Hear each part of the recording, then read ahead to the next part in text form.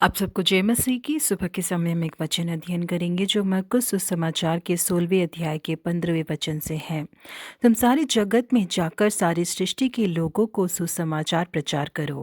तेजी से दौड़ने वाली इस दुनिया में यीशु मसीह को ग्रहण करने वाले विश्वासी लोग दूसरे लोगों को सुसमाचार सुनाने में और उनके जीवन में जो परेशानियां हैं उनका हल केवल यीशु मसीह ही दे सकते हैं करके उन्हें बताने में बहुत हिचकिचाते हैं।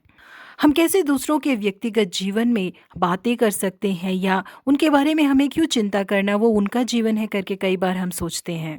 रेडियो के द्वारा मसीह कार्यक्रम को करने वाले सुसमाचारक लुइस फिलो इस तरह से कहते हैं कि एक बार वो भी इसी तरह की एक परिस्थिति में फंस गए थे। इस तरह से उन्होंने किसी को सुसमाचार सुनाने के मौके को गवा दिया करके अपनी पुस्तक how to renew your spiritual passion में उन्होंने कहा है। लुइस फेलो जब मेक्सिको में रहा करते थे तो उनके घर के बगल में बहुत ही प्रसिद्ध एक टीवी कलाकार रहते थे।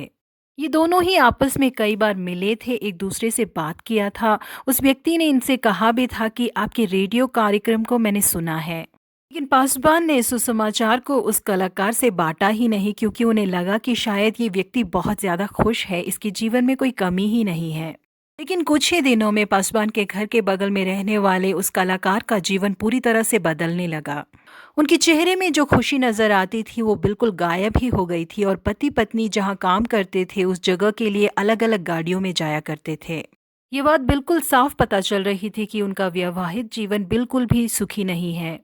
इन्हें यीशु मसीह की जरूरत है, इन्हें यीशु मसीह के बारे में बताना चाहिए करके अब पासवान को लगा।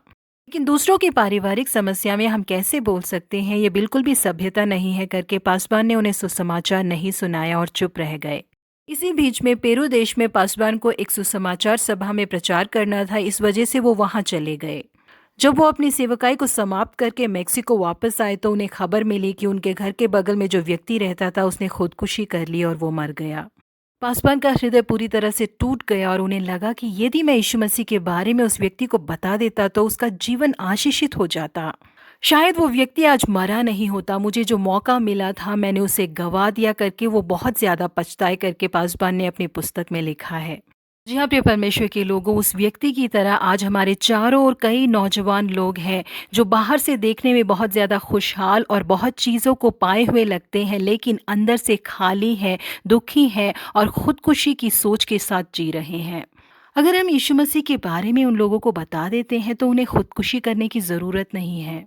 उन्हें जिस खुशी की, शांति की, खुशहाली की ज़रूरत है यीशु मसीह उन्हें दे सकते हैं। पापों से, श्रापों से और बीमारियों से उन लोगों को छुटकारा मिलेगा। परमेश्वर कहते हैं कि जो खुद मरता है मैं उसकी मृत्यु को पसंद नहीं करता। एक बार शिमरोन में बड़ा अकाल पड़ा जिसका कारण था आराम ने उनके ऊपर चढ़ाई करके उनका घेराव कर लिया था। कोई भी वहां से बाहर नहीं जा सकता था। उस समय 4 कोढ़ी जो फाटक के बाहर थे हिम्मत करके उनकी छावनी में पहुंचे। जब वो वहां पहुंचे तो उन्होंने देखा कि वहां कोई नहीं था। वो लोग भाग गए थे, इस वजह से इन कुष्ठ रोगियों ने एक ढेरे में घुसकर खाया पिया और उसमें से चांदी, सोना और वस्त्र ले जाकर छिपा रखा और लौटकर दूसरे ढेरे में घुस गए और उसमें से भी ले जाकर छिपा रखा। तब वे आपस में कहने लगे, जो हम कर रहे हैं वह अच्छा काम नहीं है। यह आनंद के समाचार का दिन है, परंतु हम किसी को नहीं बताते। जो हम पो फटने तक ठहरे रहे तो हम को दंड मिलेगा। इसीलिए अब आओ हम राजा के घराने के पास जाकर यह बात बतला दे। रातों रात उन्होंने इस खबर को जाके राजा को बता दिया। इस खबर को सुनते ही नगर में जितने लोग भूखे थे वो बाहर आए और अपनी जरूरत के हिसाब से चीजों को प्राप्त किया। उस नगर के लोग नाश होने से बच गए।